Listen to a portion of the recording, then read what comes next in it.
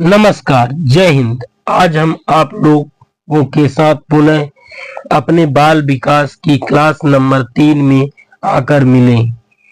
हम आप लोगों को ये बताना चाहते हैं कि हमारा जो समृद्धि इंस्टीट्यूट चैनल है उसको आप लोग सब्सक्राइब करें, लाइक करें, कमेंट करें हमारे यूट्यूब चैनल समृद्धि इंस्टीट्यूट के साथ।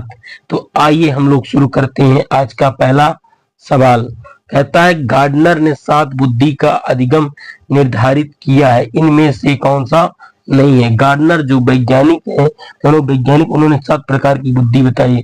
उनमें से पहला है स्थानिक संबंधित बुद्धि, ये हमारा तो गार्डनर ने बताया है। दूसरा भावात्मक बुद्धि, ये कौन सी बुद्धि, ये तो बुद्धि उन्होंने नहीं बताया है। अंतर्वैयक्तिक बुद्धि, ये बुद्धि उन्होंने बताया। भावात्मक बुद्धि, ये भी उन्होंने बताया है। तो हमारा ऑप्शन नंबर कौन सा सही हो जाएगा, भावात्मक बुद्धि। ये बुद्धि उन्होंने नहीं बताया, इसलिए ऑप्शन नंबर बी सही हो जाएगा।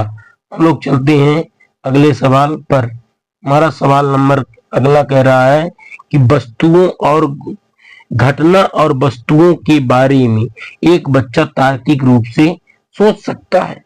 तो पियाजे के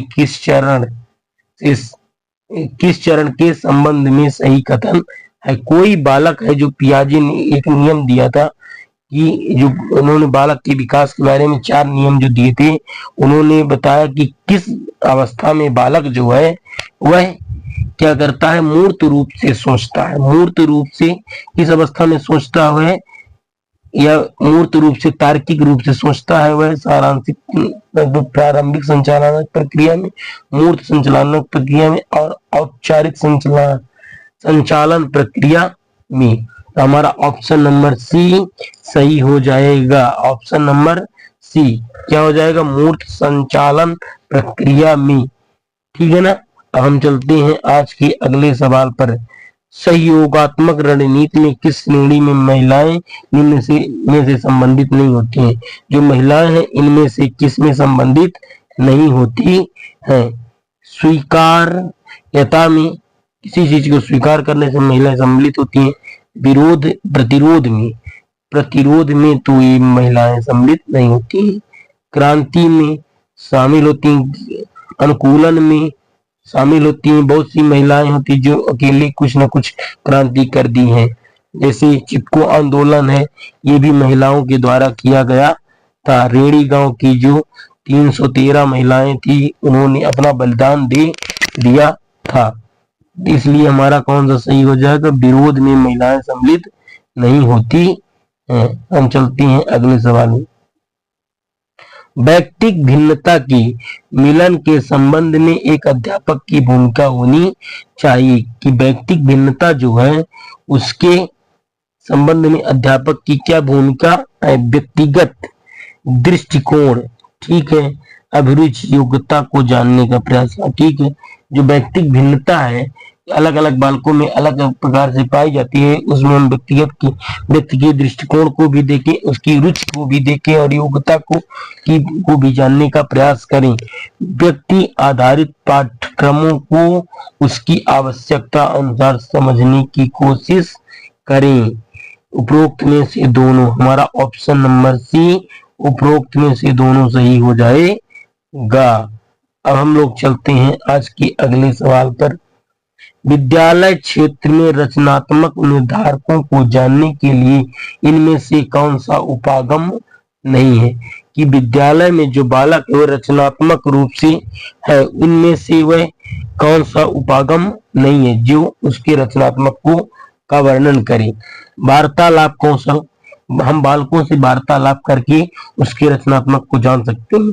परियोजनात्मक कार्य, ये भी जान सकते हैं। मौखिक प्रश्न करके भी जान सकते हैं। लेकिन हम लोग बहुविकल्पिक प्रश्न उसको ऑप्शन दे करके उसके रचनात्मक कौशल को नहीं समझ सकते हैं, इसलिए ऑप्शन नंबर बी सही हो जाएगा। हम लोग चलते हैं अगले सवाल पर। आपकी कक्षा में कुछ छात्र अति मेधावी हैं, आप उन्हें किस तरह पढ़ाएंगे। कक्षा के साथ में पढ़ाएंगे, कक्षा के साथ में पढ़ाएंगे, उच्च कक्षा के साथ पढ़ाएंगे, समृद्धिकरण कार्यक्रम के द्वारा पढ़ाएंगे जब वे चाहेंगे। तो जो अति मेधावी है उन्हें हम कैसे पढ़ाएंगे? समृद्धिकरण कार्यक्रम के द्वारा पढ़ाएंगे। इसलिए ऑप्शन नंबर सी हमारा सही हो जाएगा। हम चलते हैं अगले सवाल पर। नैदानिक परीक्षण का मुख्य उद्देश्य क्या है? नैदानिक परीक्षण जो निदानात्मक या उपचारात्मक दो प्रकार की परीक्षण होते हैं, उसमें से उनका मुख्य उद्देश्य क्या है?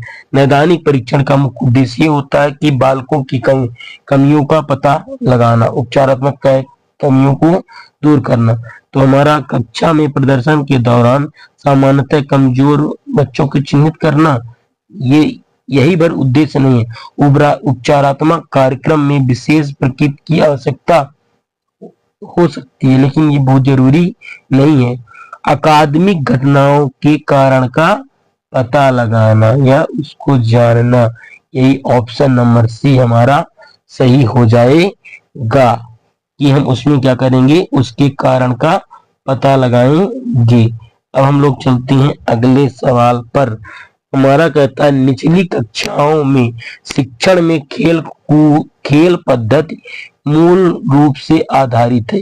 जो निचली कक्षाएं होती हैं, प्राथमिक कक्षाएं होती हैं, उसमें जो खेल पद्धति किसके लिए आधारित है?